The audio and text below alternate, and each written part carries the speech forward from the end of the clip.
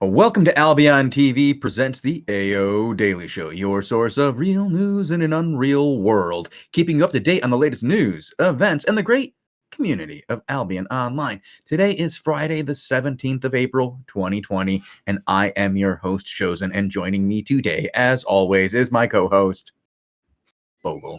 How are you doing today, Bogul? I'm doing well, sir. Just had a good show previously, but now I feel like we have the highlight of the day coming up. We do have something special today.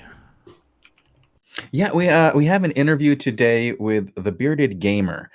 He's relatively new to the world of Albion, but he's a noted streamer, and he's been a friend of some of our other notable streamers, such as Jonah Vale, Black Boa. And he once he made his choice to come into our community, he very quickly established himself. He already has a hideout in the Black Zone. He's trying to corner some markets on the auction house. I mean, he's one of those hardcore gamers who comes into a community and immediately makes a splash. And I thought, okay, I'm gonna have to interview this guy. I mean, he approached me probably after he had been here only a week, trying to get his community a little bit of advertisement, which we will be doing later on one of our community highlight specials. But right now, I thought it would be good for just everybody to get to know him a little bit, because he's a very interesting fellow, and I think you guys will like the interview. Cool. Okay. Yeah. We're not doing any other PSAs today because we sort of had that done just yesterday. So I think unless there's anything else we should mention, we can start right with the interview. Well, no, I guess there's one thing, Bola. We're going to be running raffles. Okay. And to all those people who haven't gotten their code yet this week, I'm also going to be sending them out. Oh. So that might be the most exciting part of this show, huh? People are going to get their gold. It's like the mail is going to happen. Yeah, no, it's been a long week, guys. You're currently looking at his guild name, the COVID quarantine victims. Yeah, we've all been locked inside the house. It's been a bit of a crazy one around here, as my poor children are going stir crazy. So it's yeah, people are losing their minds in this business here. All right, but without further ado, because I don't think that we have any other news, do we? No. I'm just curious to hear from the man himself, and I was hoping you'd just say no, and we can play the interview already. Well, then just don't give me an opportunity to monologue. I'll do it. Okay. All right, let's play this thing and let's have a good time. All right. Here we go. Welcome to yet another episode of the Albion TV interview series. Today, I am joined by Tehbeardegamer, and we're going to be talking about his most recent experiences here in Albion, where he came from, and what he's been up to. So, without further ado, I'll let him introduce himself.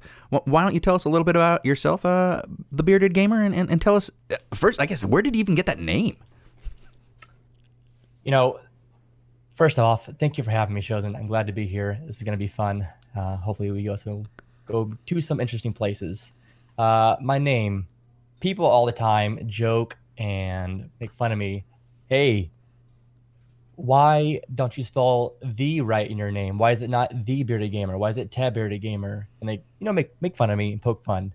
Well, when I was in grade school, first learning to type, the one word that I always messed up was the. I would always type it TEH. I just had a muscle memory thing, and that happened all through middle school and high school, and then now into my adult years, I still type TEH instead of THE, just out of muscle memory and habit. And so I said, well, you might as well go with that because it's been a defining flaw that I've had my entire life. And as far as the bearded part, I was in the Marine Corps, and I had to shave sometimes twice a day. And it was the most frustrating thing for me because I would be in the middle of the day, and then my sergeant would be like, Corporal Wintermark, why the fuck did you not shave this morning? And I'd be like, I did, sir, but I'll go do it again, I guess. He's like, you're damn right you will. And so I'd have to go shave twice a day. And so when I got out of the Marine Corps, I was like, you know what? I'm not going to shave anymore. I'm done with it. Now, I know it doesn't look the best. However, I told myself if I don't want to shave, I'm not going to do it. So that's why I got Tehbeardegamer. That's who I am now. I like it. That's actually a better story than I thought we were gonna get. I hear you're full of good stories. As we were discussing what we were gonna do in the interview today, we were talking about our backgrounds a little bit, and I had told you where I had come from and my history in Albion. You were like, "Ooh, have I got a story for you?" And I was like, "Wait, hold the phone, hold it. Let me go get my recording device and turn it on, because I believe you have yet another story of perhaps where you came from." Yeah. Well, I'm 31 years old now, and I have been gaming as long as I can remember, almost 3 decades now. I think that, I had a ColecoVision when I was really, really young. I used to play with my dad in my apartment in Austin, actually when I was super young, like 1 or 2 years old. I think it was Techno Bowl or Temco Tecmo Bowl. Super Bowl, yeah. Yes, where you had 3 plays. That's all you had is three, and if you picked the same play as your partner, then you obviously it was They were gonna mainly run you possible. over. Yeah. Yeah. And that was like one of my first gaming experiences, and I was super young when I started playing that. So I've been playing games my entire life. My first online game that I can remember was probably by Series Entertainment sometime around 1998, maybe, Mm-hmm. in December. Starseed Tribes, Yes. Shazbot, Yes. if any of y'all are familiar with that. That was one of my first person shooters online, and man, that game was so ahead of its time. It was great. I really, really loved Yeah, that that game. that was a lot of fun game. That had some incredible movement in it. You could get around like the arena very quickly. You could jump jet, slide, do all sorts of things that started becoming more common later on. And we had just coming out of the Quake Yep. first person shooters at that time, and Hmm. I think it was Quake 1. Unreal tournament was about to come out in the next year, I believe. Yeah, there was some really good games out at that time. Yeah, it was a blast. I remember playing that game.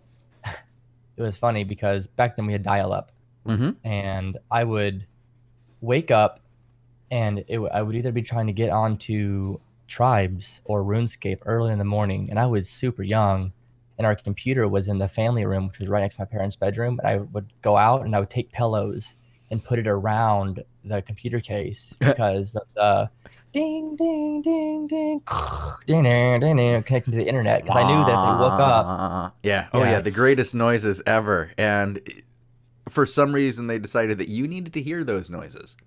yes, and I just knew that at 2 in the morning, if they woke up and saw that I was awake on the computer, I was going to get in so much trouble. Maybe a little bit, yeah. But I mean, that was basically my life. Is I would wake up super early, be on the computer, and then I would like know when they were going to wake up, so I would turn the computer off and run back into bed, and then act like I was just getting up for school in the morning. And I did that for years and years and years. Well, that's Um, dedication. That's dedication. It's probably why they sent you off to the Marines. You're like, this man has dedication. We'll get him up at 4 in the morning every day. oof. Ah, it was a good time though. But I've been playing games for as long as I can remember, and the more I played them, the more I got involved with uh, online communities and leading guilds and bigger MMOs. And so Mm-hmm. I played, basically every game everyone else has played, and probably then some, and done my best to be involved in the community. I don't really like solo player games. I think I probably enjoyed online games more for the interaction with other people, for getting to know people and making connections with people that enjoy the same things that I do. Even if it's not even about the game, it's about just being around people with the same mentality and having common interests. I think that's what I probably enjoy most. Mm-hmm. And so that's been my defining and I guess key hook into online gaming for my entire life. That's what I really enjoy. Well, online gaming has that unique ability in that you're going to meet people from all around the world who are completely different than you. But the fact that you're meeting in the game means that you automatically have something in common. And it's a great equalizer of age, race, backgrounds. People of many different cultures can all come together and enjoy something, the same thing together, often on the same sides. And that's very, very unique to online gaming. And I think it's kind of awesome. Well, I guess in science and gaming, right? Yeah. Well, I think sometimes people forget that we're all gamers at the end of the day. We're all trying to enjoy something. And, we forget that from time to time. And it's always a nice reminder to, hey, man, we're just trying to have fun. We don't got to be rude to each other. We don't got to, BM or flame or, get... I'm not going to lie. Playing Albion, I have seen some of the most insane politics in this game. You've only been here 7 weeks. How much politics can you have seen? Well, so I started, and the first day I started streaming, I had an overwhelming support from the community. This community, by far, has been the most welcoming and warm and supportive and engaging community of any game I've played online. I just came from playing Arcade, which was exact opposite. Mm-hmm. Most toxic, awful. Yes, it was terrible. And I feel like the people that were in charge of the community and just in general, it was negative. Mm-hmm. And I almost ended up following through with a lawsuit to sue somebody in the game because of their negativity. But I felt like it wasn't going to be worth the monetary cost to do that. Yeah, unfortunately, it is very expensive to sue somebody. Yeah, I elected to step back and I uninstalled it and didn't touch it anymore. And then immediately following that, I'm friends with Jonah Vale, who has also been an Albion streamer. Yeah, I know Jonah Vale. I know him personally. I've met him a few times in real life. We've been to a few different game announcement or community events where the companies will fly us out and we'll get first looks and previews and talk with the developers and stuff. And we met actually for the first time at the Bless Online reveal in San Francisco. We were community ambassadors for the game, and unfortunately that didn't turn out how we would like it to. But yeah, I knew the guys who made Bless, some nice guys. Yeah, Penta the Panther, he's a good dude. I loved all the developers. I don't feel like the game really was fully there yet. Crunch time can be a pain. That's a lot of things can get left on the cutting room floor, and sometimes our dreams are bigger than our reality and what we can produce. And without infinite funding, it can be difficult. It definitely can. To get back on topic, and the focus is, so I knew Jonah, and I had seen him play Albion for a long time. I actually believe I played Albion in one of the alphas for a day or two, back when they had mostly it was just barren maps. I feel like I saw a little bit of a starter town, and there was a cemetery with skeletons in it, and some trees and some bears, and that's basically all that there was. If I can remember, I don't know 100% if this was Albion. Our alpha and betas, some of them were a lot different. We had starter towns, and then you would go out, and it would be bears were a big bad guy at one point in the game.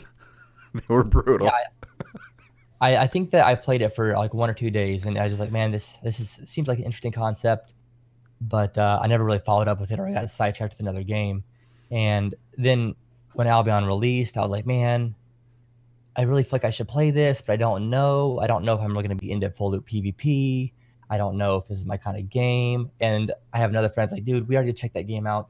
We didn't really like it, so let's not touch it right now. And so I went back and forth a few times as Albion came back up, and different patches or going free to play or this, that, or the other. And I was always on the fence about trying it, but I never did because I was always into something else at the time. Mm-hmm. About 7 weeks ago, I was in Jonah's stream. We were talking, and I was like, Jonah, so what's the deal with this game? I see you playing it on and off all the time. He's like, dude, look, you've been warning about this game for a long time. Why don't you just try it? And then that way you can know if you like it or not. And so I said, you know what? Fine. And I downloaded it right then, and then I've been playing it pretty much nonstop since. For the last 7 weeks. That's excellent. I like it. Yeah, Jonah Vale has been one of the more interesting characters in our community for a very long time. He's very outspoken. He's going to always say his piece. He comes and goes like the tide, and I expect to see him back very, very soon, and smelling of dead fish. He will be back as he comes back from the rotting carcass of some other poor game that is no longer with us.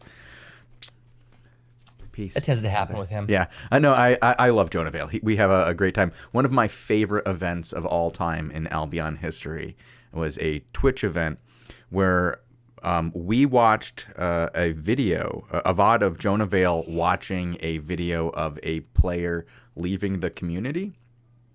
Mm-hmm. And while we were watching Jonah Vale watch this video, Jonah Vale started watching us watch the video of him watching another video, and then we started watching him watching us watching the video of him watching the video of another guy, and we had Albion Inception.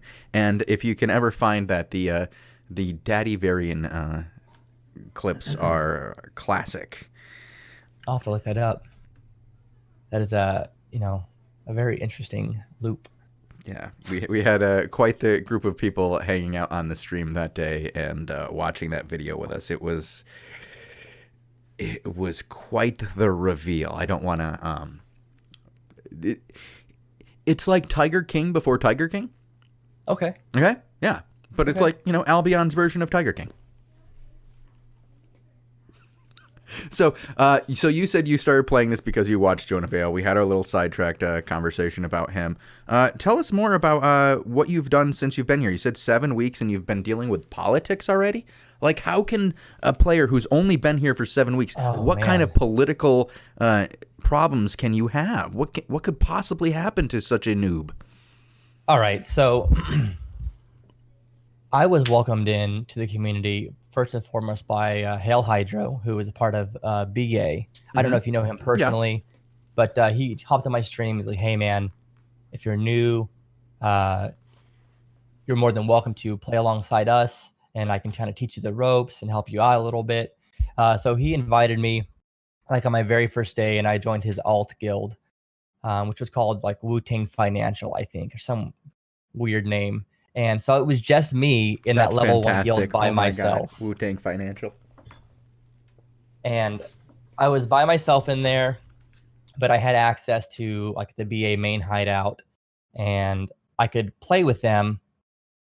And then over the course of like the first 2 weeks, I had leveled this level 1 guild up to like level 4 by myself. And I didn't know at the time, like siphoned energy was a thing from leveling guilds up, but he was like, hey man, here, you earned all this. And he gave me like thousands of siphoned energy from doing that, which was pretty cool. Well, as I was trying to figure out what the game was about and what like I would see later on in the big group fights, BA was like, hey, just so you know, like if you want to take part into this, we have to have you have a delay on your stream. And it's got to be a 15-minute delay. And I was like, well, I can't really do that. I feel like it would diminish the integrity of my stream. There's a big reason I don't have overlays everywhere and donations requirements and sub requirements and follower requirements and all these things, all these goals I have. I just want it to be just the game and just me.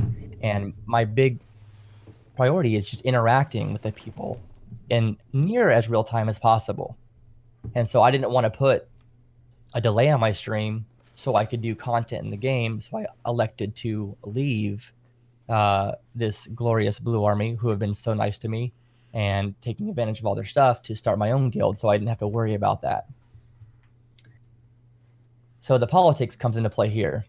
I made my own guild, and I had befriended some of the people and like Sex with X and Rain and Conflict, and I was like, hey, I'm not with BA anymore. I'm not in y'all's alliance, but would it be okay if I built a hideout in your territory?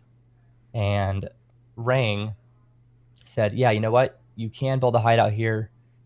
That's fine. And so my small group of friends and people from the stream, we, over the course of 2 weeks, we got enough funds together to build our initial hideout. So we put that hideout up, and me liking to play with everybody and anybody, doesn't matter what guild you're from, what language you speak, who you are, what issues you have with other guilds. I'll play with you. If you want to go ganking, let's go gank. So I had my hideout set to public. Uh-oh.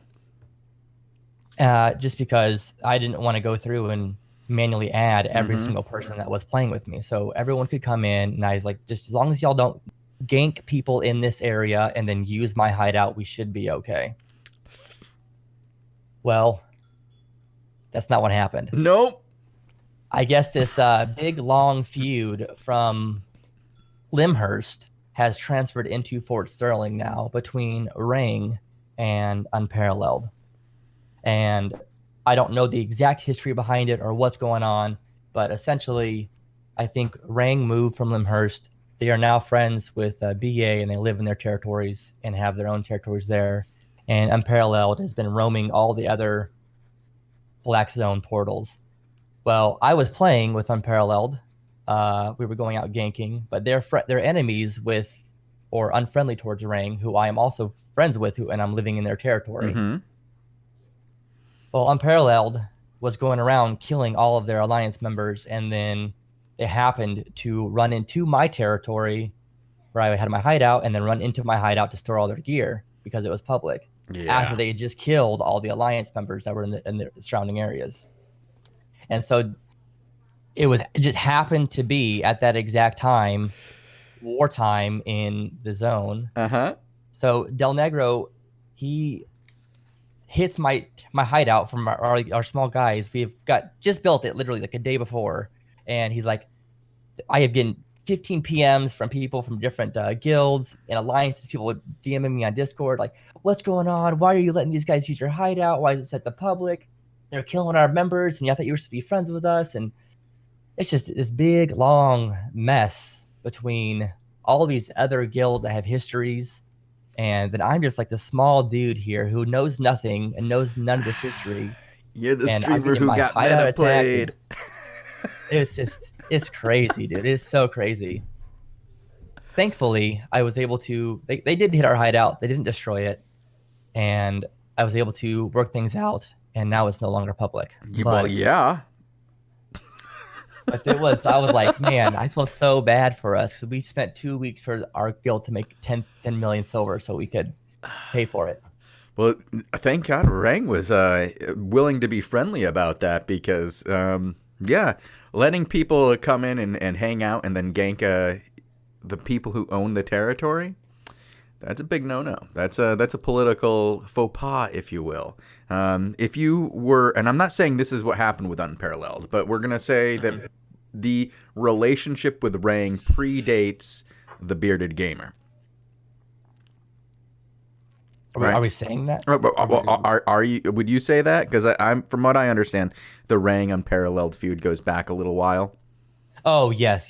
They for months, I suppose. Yeah. I guess they used to be alliances, and something went down over there in Limhurst, and now they don't live there anymore. Yeah, and so do you know about the meta? I don't. So the meta is the game outside the game. When you use knowledge about things that you can find outside the game to affect the world inside. Usually it's confined to propaganda or using one player. Using spies is often considered part of the meta. So say you're a person who is a streamer, for example, and you stream the fact that you have an open and public hideout. And then suddenly new people want to become your friends on your stream. And then say, hey, why don't we go ganking and have a great time together? And then the next thing you know is that your hideout has become a staging location for the ongoing feud between Unparalleled and Rang. You know, I would love that to be the case and someone have that 200 IQ to do that. I just think it was a matter of coincidence this time around. Well, I'm going to tell you, it happens here. This is what happens. People play the game. Playing the game outside the game. Discord, Twitter, Twitch, these things, there's a game to be played on them. Reddit, lots of propaganda there. But. Well, yeah, it gets really confusing, especially when you have these big alliances that have all these guilds, whose guilds have multiple guilds behind them. Because, like, the Squawk is Blue Army Freeman, Conflict, Rang, Black Order, Sex with X, and I'm probably missing one or two. Well, I'm friends with Rang, so I live in their territory, so it's always like, well, aggressors here. Can I attack them? conflicts here. They're trying to contest me for this chest or this dungeon. They're diving me. Am I supposed to try to talk them down and say, hey, we're kind of friendly? Or am I supposed to just defend myself and kill them and then risk retaliation from Ring? It's just really confusing. I don't really know how to interact with everybody all the time. Well, you can't. That's the joy of it. It's designed to make sure that there's strife and salt so that you guys start fighting. It's a conflict drivers. I'm trying to be Sweden in all of this. I'm just trying to be neutral with everybody and have fun, but I can't. No, you're in the black zone. There are no Care Bear shirts in the black zone. Nobody gets to go, why can't we be? Well, you can, and you can try and practice hand holding as best you can. But the ones who practice it the best are those who have something to leverage. And as a new player with a small guild and very little to leverage, the only thing you have is the friendship you offer. Yep. And so it's... I don't want to sound cold and calculating here, man, but it's only worth it's just only worth so much. Yeah. I got you. It makes sense. Remember how much energy was worth, man. Remember that you just talked about how you got thousands of energy for your one territory and your guild goals, you know? That was just guild challenges, right? You were getting the guild challenge energy? Mm-hmm. Yeah, see? You were just imagine how much you're getting if you're competing for territories and towers on the daily, and you come in with your little hideout, and you're allowing these bastards to hide out here and drink our stuff. I can see how you can get in trouble. I got definitely got in trouble, but they were really cool about it. We talked about it, and I got on Discord and we fleshed it out. You know, I only lost over the course of the next week like 20 million in gear getting ganked by them, but. You know, we finally had an official announcement made that we're not to be attacked anymore, at least by the Rain guys, which was nice. Excellent. So it sounds like you're having fun then. You're playing the game. I'm having a blast. So speaking of playing the game, and you've talked about a little bit about your history and how you got here and what has happened with you and your experiences in politics here. This is all in the past, right? This isn't happening today, I imagine? Not as much at the moment. We kind of just are getting things settled out with all the politics stuff. All right. Well, then where are you now? What is the current state of the Bearded Gamer, and what is your guild? I didn't even ask. We are the COVID quarantine victims. Oh. So you're staying home, are you? Yes, we're all stuck at home. So I felt like it was a little bit cheeky, but a little bit funny too at the same time. Yeah. We're all quarantined. So far, so good. Yeah. We're all in the same state. It's something we can all identify with. Hopefully your guild doesn't start filling up. That would be a bad sign. Hopefully the numbers in your guild stay small, and we can keep the number of people exposed to your guild minimal. And yeah. Fortunately, I feel like we're doing advertising right now, and that's the exact opposite of what we should be doing. How dare I ask what your guild name was? So you've changed it, so your hideout is no longer public, right? No longer public. Okay, that's important at this point. If you guys are in quarantine, probably shouldn't have an open door policy. Got to keep it out. Got to keep everybody safe and healthy. Yeah. As far as what I'm doing in Albion, a little bit of a backstory. So I have been gaming for a long time.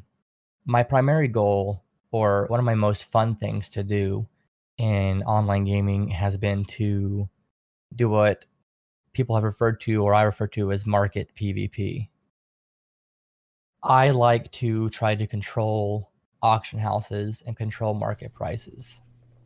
And there are certain types of people that really enjoy that. I enjoy spreadsheets. I enjoy doing the data and the math behind it to figure out how to bully somebody else out that's, controlling one price or another price somewhere, and figuring out how to undermine them by taking either all of their other assets in another market that influences this market and raising the price of them to where they can't keep the prices low somewhere else or to raise them too high somewhere else. I really enjoy that. And so I have spent the last 7 weeks essentially doing market PvP in Albion, flipping things, transporting items from one place to another, doing crafting, working trade deals. And I've made about a total silver I've made is probably around 500 million silver. Not bad for 7 weeks. That's how to get premium in 7 weeks. Premium is very easy. People just need to honestly just go cut trees or chop ore, harvest ore, harvest stone. Do something for just 1 hour a day. I guarantee you'll pay for your premium. Well, 1 hour a day. Gathering you have to get pretty high in the gathering to do that. So you might need to do more than 1 hour a day and save those learning points for those high tiers and get that 6 and 7 for less time than it takes to do it without learning points. It gets a little rough. It does. I just got my second thing to tier 8, and it's been a lot of 7 hours weeks, invested. 2 tools to T8. This guy is not doing it in 1 hour a day, folks. Don't let the numbers fool you here, okay? He's not putting in 1 hour a day. You're not going to get there. My longest stream so far for Albion has been 49.5 hours straight. Whoa!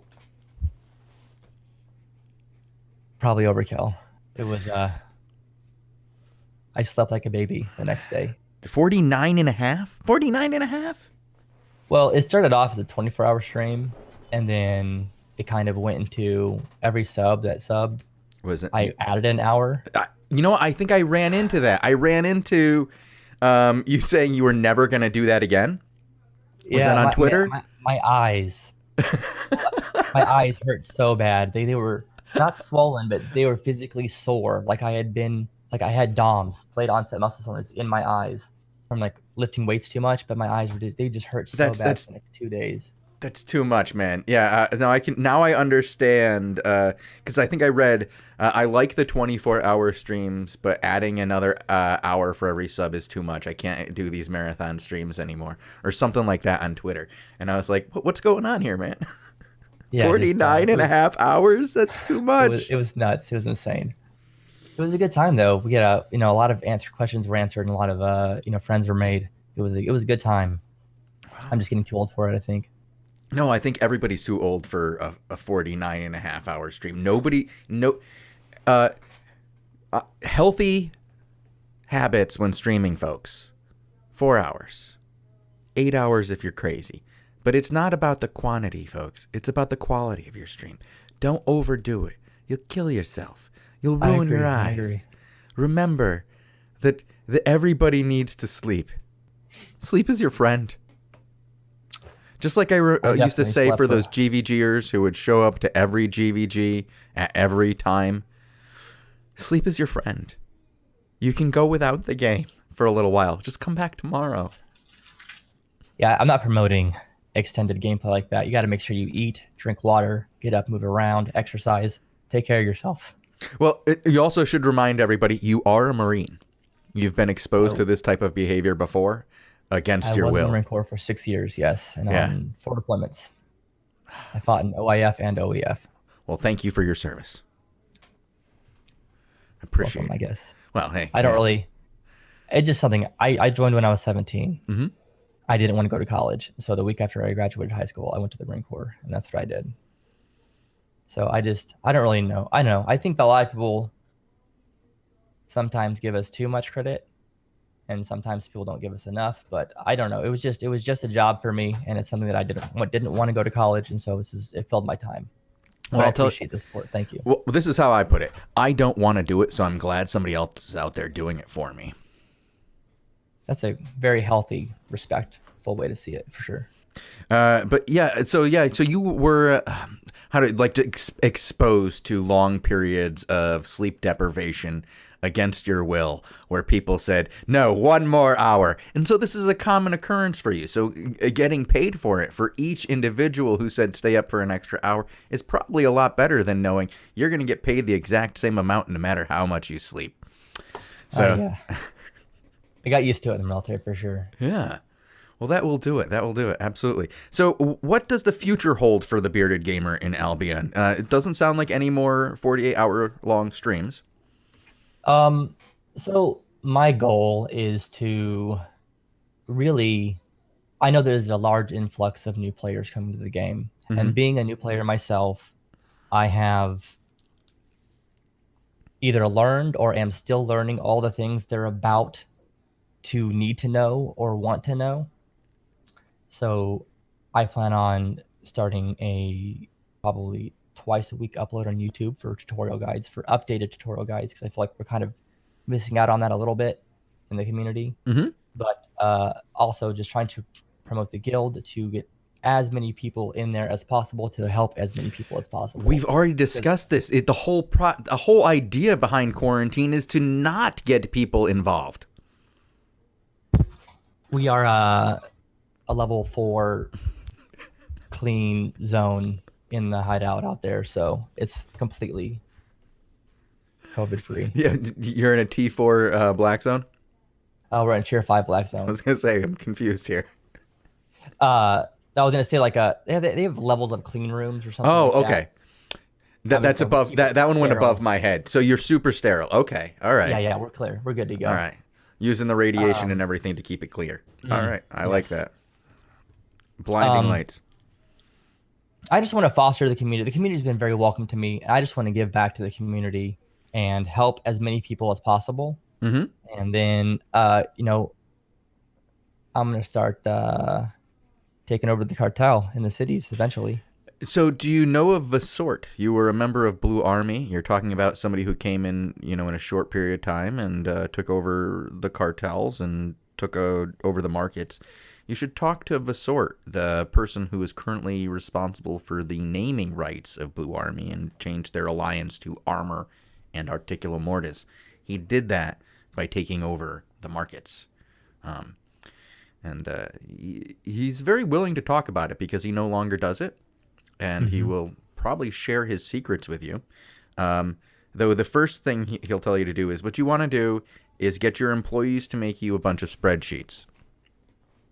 So if you have employees who are willing to do that would be the first thing you want to do, is have them get all the prices of everything that sells in the market for the last month. And it's a good place to start. Jeez. I have already started on those spreadsheets. I've already started using JSON to pull multiple sheets of data into different Google Sheets to track prices historically. Excellent. See, this is what I like this. So you do have plans, and the markets will be yours. All right. Well, you were talking about leverage, and I'm going to get that leverage that I need. Oh, okay. Okay. So you'll have the leverage you need to maintain that public hideout. Okay. There's money to be made in public hideouts, a lot of it. There is. I just have to be able to protect it. You do, and that's where it becomes difficult. Ask Sun what they had to do to protect theirs. I'll get involved with that too. Thank you. Yeah. Frank Sinatra's who you'll have to talk to on that one. Okay. Yeah. They run the Arthur's Rest Trading Company, I think it's called. I don't remember. Trading I haven't hideout. seen their name. Sun is, if you go, I believe it's southeast of Arthur's Rest, and it's within bubble running distance. There's a public hideout there, and it's named after Arthur's Rest. And is that in the Limhurst area? I believe it's not near the Limhurst area, as Limhurst, I believe, is bottom right, correct? Yes, it is. So, yeah, you're looking more towards the left side of the map. Okay. Bottom left, I believe. Mid-bottom left. Sure. Yeah. Arthur's Rest. We're coming down to the end of the interview. So do you want to do any shout-outs to any players, groups, friends, frenemies? That's a great question. I mean, I can't think of anybody in particular, one person. I will say, outside of Hell Hydra with BA, I think that On the Tanks with BA has been On the Tanks. A great individual in the community for me personally, a great resource of information. Joey Vintage, I think from Tea Party, he's been a phenomenal help in the community. He's always got lots of knowledge. If you want to know about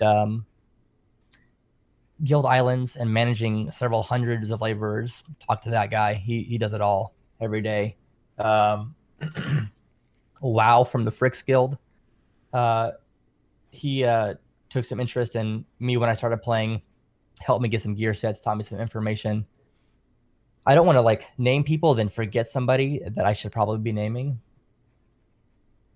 But there's been just in general, the community has been phenomenal. I can't thank everybody enough that is either giving me some kind of information, giving me this, that, or the other item that I needed, or told me that I could do something a more efficient way, or just grouped with me. Like in general, the community has been amazing, and I think everyone deserves a shout out here on that regard. Well, thank you. I think you're right. This community is kind of awesome, and they really do want players to stay. They want to teach you. They want to fill in the gaps of your knowledge. They will sometimes not be polite in filling you in on this knowledge, but they want you to have it, and they want you to be the best competitor that you can be, because you are their content. If you stay, you get to be the content that they play against in a month or a year or 5 years.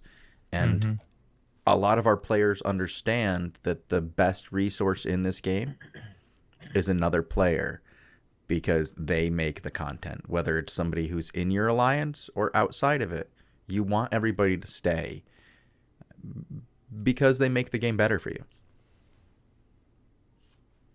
I completely agree 100%. We can have friendly rivalries, but we shouldn't be pushing people out of the game. Yeah, I one of the things I like to bring up every now and then is the idea that no matter how much you might disagree with somebody in Albion in game, and how much you want to fight with them, and whatever and what have you, no matter how real your in-game beef may be, if you were stuck at some wedding and you found out that the person sitting across from you at table 19 in the back of the room there also played Albion, that would be the greatest wedding you had ever been to. You'd get drunk on wine and talk about all the salty tears that are in this game and absolutely love it, even if it was the person on the other side of that battlefield. And probably even more if it was the person on the other side of the battlefield. Might have more to talk about. Completely agree. I don't think that anything would ever come negatively from that interaction. Absolutely. And I hope that we get to do an Albion meetup sometime soon when this whole COVID-19 quarantine is over. And on that note, thank you very much for hanging out with us this evening and participating in this interview. We will have to do it again, and hopefully maybe we can do something else with you in your community and get you involved with some of our new player activities that we do here on Albion TV. We do a number of them, and it's always good to get new people involved. Thank you very much for having me, Shozen. I look forward to our future interactions. Thank you so much. Have a good night. Bye. Thank you. Bye. And we're back with the rest of the show. I think we don't have that much left other than that. It was a very cool interview, Shozen. No, well, I'm glad you enjoyed it. I really enjoyed talking to him. I felt bad for how things had worked out with him. We had this thing scheduled and everything was going down. And then he had a bit of a trouble on his own channel. I wish him the best, and I hope that he comes back soon. One of the reasons why we had to do this as a recording instead of live. You can't have him on live, unfortunately. When he comes back, we'll probably bring him on for the newbie show. He seemed to have some interest in doing some content on that, so it should be cool. But we do have more content for our stream today. When is that? I think that's in just about an hour-ish. We're gonna go live right around 21 UTC, and depending on when the action starts, we might start as early as 15 of. We generally start our stream about half hour before the prime time slot, and that way if action does kick off, we can hurry up and get the stream started. Now you'll be watching it and it'll say stream starts in 15 minutes, and then next thing you know, we'll be live on action. That's the thing about the Flex show, is that we go live when it goes live. So it can say that we're not going to be live yet, and then the next thing you know, we're watching CIR wipe out aggressor or some nonsense. So yeah, do tune in for that. It's generally a good show. The 21 UTC time slot we don't get to watch as much, but we should be on a 15-minute delay. So between quarter of and 21 is when you'll see us live. And we'll be joined by Robin Hooders, right? I hope so. Yeah. Yeah. Yeah. I sadly couldn't make it to the interview myself, but from my side as well, shout out to the Bearded Gamer for hanging out and giving us the time. And I'd really like to talk to the dude live at some point, because I think what he did is pretty amazing, and I definitely want to talk to him about market stuff. So Yeah, I think if you can, he's only been here for 7 weeks and he's made a pretty big impression. I mean, you got to hear the people he's playing with and what he's done, and he's already got a public hideout over, well, I think it's private now, over in the black zone. So he's really made quite an impact in just a short period of time. And I think it's good for other players to see that if you're dedicated and put in 49.5-hour play sessions on the regular, you too can earn 500 million silver. So yeah, it's possible. It is doable, but it shows the power of the hardcore is what I thought this interview really did. And it was, he's definitely, how do you say, like, dedicated to this game right now. And I think it's awesome. And I hope we have more people who see this and then go, you know what? I want to be dedicated like that. I can do that. I think it was pretty cool. yeah. Okay. Then let's take that little break, see whether or not we can find Robin, see whether or not we can find some ZVZ action. Maybe see if there's some ZVZ action around the COVID quarantine victims area, maybe. Maybe. We will have to do some investigating and see what we can find. I think there's a war going on, or 3. Well, before we go, Bogle, we have a few announcements here of winners.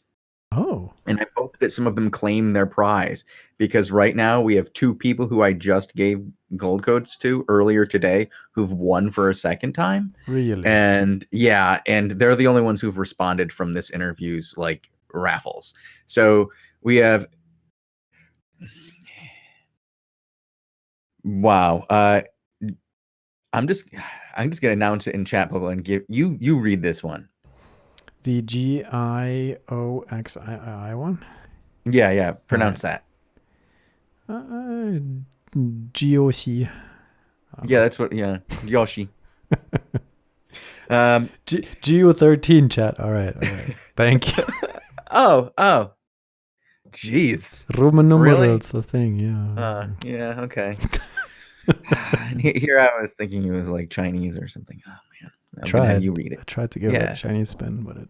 Yeah, I know. That's what I saw there too. Okay, so we have the Swagster 123. The Swagster, you've won a prize. Start following. We have Pretty, who already claimed the prize again after having already won earlier in the week. Well done. Congratulations. Creo 1, you've won a prize. Whisper me to claim it. And T-Bone, who also won earlier in the week, has won again.